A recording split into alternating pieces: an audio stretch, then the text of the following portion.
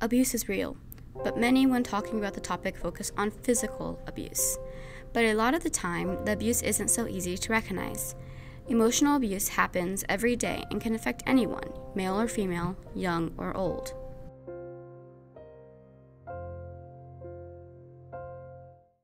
Hi, my name is Emma Byard. I'm 19 years old. About a year ago, I got out of a 9-month-long abusive relationship. I met the guy when I went with my friend to go meet a different guy, and he started flirting and I went for it, and we just started talking and things went from there. I've seen a lot of verbal abuse with parents to children.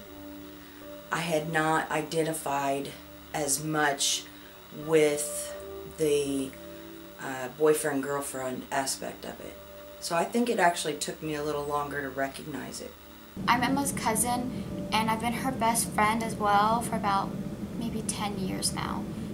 Her and I have been inseparable since we became best friends many years ago.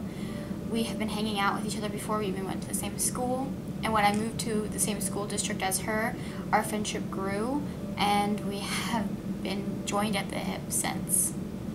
Even though there is a slight age difference, her and I have always gotten along really well, and we see each other as sisters. My name is Corinne Brock. I'm a sophomore at Meridian High School. I was in a relationship my freshman year with a guy who was very manipulative and a controlling kind of person. He didn't really like it whenever I would want to do something that was against what he wanted. Many unaffected people do not have much of an opinion on emotional abuse. Going through it or watching someone else go through it can really open up your eyes to the truth of emotional abuse. Before I got into this relationship, my views on emotional abusive relationships was not very much there. I didn't really pay attention to it. I didn't really care. I hadn't really experienced anybody in an emotionally abusive relationship before, but after being in this relationship, I see it in a lot of other relationships. When people are telling me about what they're going through, I'm just like, you need to get out of there.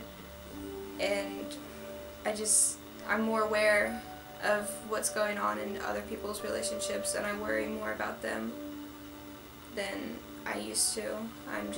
I don't want anybody else to go through it because it's horrible.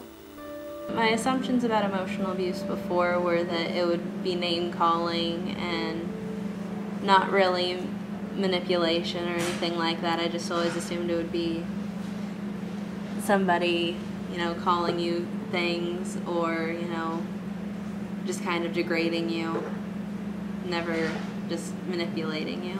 My thoughts on it now are that it needs to be taken more seriously, and people need to know more about it than they do. People need to realize that it is a serious thing and not to get involved with people that have been known to do it because they don't really change. Emotional abuse is a sign of what will most likely turn into physical abuse later on. Learning to recognize the signs of an abusive relationship is the first step in getting out and becoming happy again. When I realized that I really needed to say something to Emma and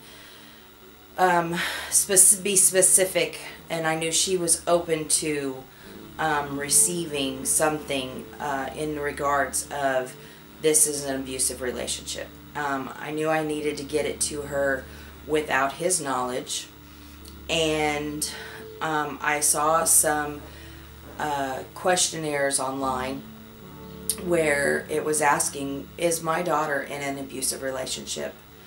And I sent it to her through a private message on Facebook, and it got her asking herself the questions. I'd say I probably realized that he was not a healthy choice for me around like 4 or 5 months. I definitely realized in December that this was a bad choice for me, a very bad road to go down. He was always yelling at me, and everything that happened was my fault. I didn't do anything right, and I felt absolutely horrible, and I was depressed, and I secluded myself from everybody, and I was always angry, and basically felt like shit. The whole thing was so fast, and I just don't, you just don't imagine it's going to happen in a couple of months, literally. Mm-hmm. I mean, it was barely 2 months when I look back now and think, okay, when did we start seeing signs? And was barely 2 months into the relationship that we started seeing him isolating you. When I started noticing it in mine, I shut everybody out. I didn't want anybody to tell me that it was emotionally abusive. I wanted to do my own thing and figure it out for myself. Towards the end of the relationship, I knew it was really bad for me, and it was tearing me up, and I just had to get out. The first sign of an emotionally abusive relationship is isolation. This is when the abuser will try to put distance between the victim and their loved ones, such as family and friends. He convinced you that we were against you, and That's exactly what he told me to. that we were against you. Yeah, he said everybody was against me, and they didn't want what was best for me and all this other junk. And that they were just trying to separate me from what makes me happy. But Yeah. My relationship with Emma was rocky for a little while because of this guy. He would put bad air between me and Emma. He called me names, sent me hateful texts. He told Emma I was a bad person and I didn't care about her. And then, after a while, around prom time of last year, she decided to completely cut me off. And so, Emma and I stopped being best friends for 2 to 3 months about. And it was some of the hardest months of my life, not having a best friend to turn to. I had a lot of people trying to tell me to get out of the relationship. My mom and two of my closest friends at the time. One of my friends I completely shut out, and for a couple months we weren't even friends.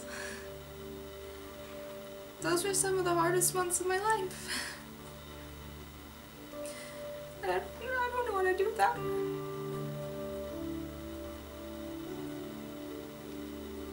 Another sign is if the potential abuser is verbal. This can include name-calling, threatening, degrading, and blaming. Some of the worst aspects of this relationship were seeing and hearing the words coming from that boy's mouth that were degrading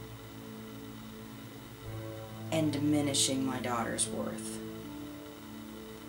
He was very much verbally abusive to me, her best friend, and I feel like that was a very early sign that he was going to become very verbally abusive with her.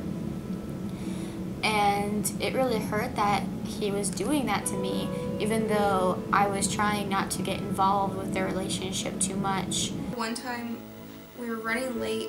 I think I was supposed to be taking him for work or something, and I was running late, or he was running late. Somebody was forgetting something.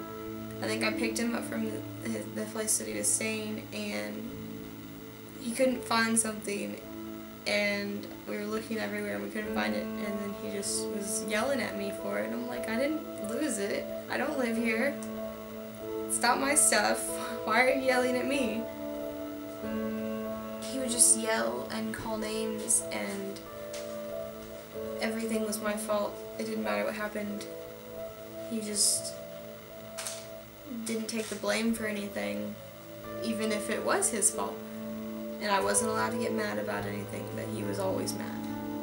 And that tears you down. It makes you feel worthless, and it hurts really bad.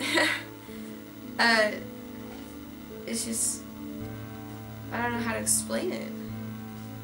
Becoming fearful of your partner is very common in emotionally abusive relationships. This ranges from being scared of getting into a disagreement to getting physically hurt. You know it's bad when the guy is so controlling that he's like, no, you can't even go into that hot tub that's on the porch of your dad's house with just your cousin. It's not like she was getting in the hot tub with a bunch of random guys or getting in a hot tub at some hotel or anything. But at her own father's house with just me, we were going to get in the hot tub, and he threw a fit. She decided to get in the hot tub anyways and lied to him about it, and I don't know if he ever found out, but she was scared that he would find out. One time when I was trying to discipline her because of her disrespect for something, a rule here, and my discipline was to take her phone away, and the fear in her voice of if I don't answer him, if I don't answer his text. I was terrified to give her my phone. I constantly had to be in contact with him, otherwise it'd just be a fight. But he didn't have to be. Oh no. He didn't have to respond to you. He could go hours or a day without responding to you. But if you went 5 minutes without responding to him, whoo, all you know what was to be paid. Oh yeah, definitely. Yeah, that was... Someone who emotionally abuses commonly wants their partners all to themselves. This leads them to oftentimes becoming upset or hostile if their partner spends time away from them. If I was with somebody and I wasn't talking to him, he would just be like, oh, so you're not going to talk to me just because you're hanging out with them? That's cool. Okay, whatever. Talk to you later. Bye!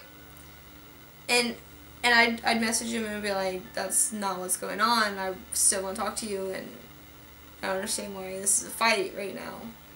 And then it'd be a 3-hour-long fight that would just go in circles and bring up the past and wouldn't make any sense for what we were actually fighting about. Like, I would forget what the whole argument was about and just be in fear of being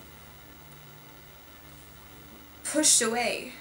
Like, being rejected in that way where he breaks up with me was not what I wanted. I think him punishing her for not being with her all the time goes hand in hand with isolation, because with punishing her for not being with him, he was saying, I don't want you with anybody else. I don't want you talking to anybody else. I know that he got upset with her sometimes when she would hang out with me, or when we were just texting and talking, he would get upset. Why are you talking to her? He did not like when she spent any time away from him. He was all like, you're mine. There was so many times just during school. I was in school during this, and like for journalism class, I would have to go do interviews like during study hall or something, and I'd be like, okay, I can't text you right now. I have to go do this. And he'd be like, whatever, or K. I hate K. I hate K so much. And he knew I hated it, so he would do that just to get under my skin and be like, I'm mad at you, now we're gonna fight. And it was just stupid thinking about it. It's just, why did I put myself through all that? Because you were in love. The biggest and most noticeable sign is physical abuse. If your partner ever hurts you or sexually assaults you, it is not a healthy relationship. The worst things that happened were the things that happened behind closed doors. Nobody else really knew about them. Towards the end of the relationship, I knew that it was unhealthy, and I knew that I didn't want to be there. but I felt like I had to. I felt like I didn't deserve anybody else. I didn't deserve anything better. I didn't feel like I was good enough. And we had been sexually intimate. And towards the end, I didn't really want to anymore. And there'd be times that he basically forced me to. And that made me feel even more worthless and horrible. And it hurt so bad. But I didn't know what else to do. I didn't know who to talk to. I didn't know where to go. So I just dealt with it. I went on. I thought that, okay, he loves me, so that's what I'm supposed to do, right? So I went with it.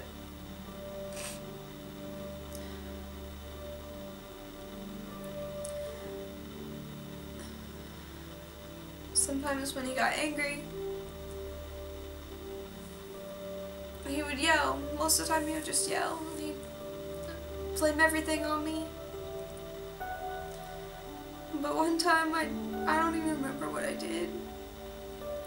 He slapped me. And I looked at him. And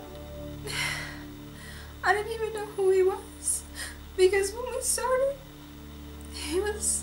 he was so nice and sweet, and he made everything sound so good. And then he was so full of hate and anger, and I didn't even recognize him, and I didn't know what to do.